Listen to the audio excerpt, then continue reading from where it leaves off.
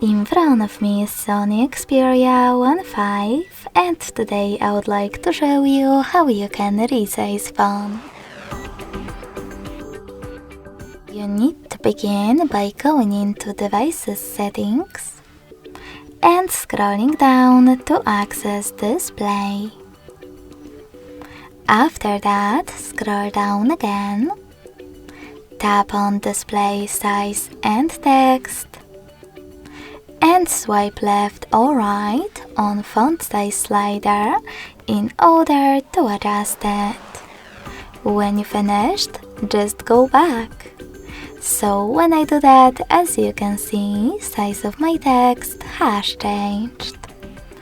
Thanks so much for watching. If you enjoyed this video, don't forget to leave a like, comment and subscribe. Bye!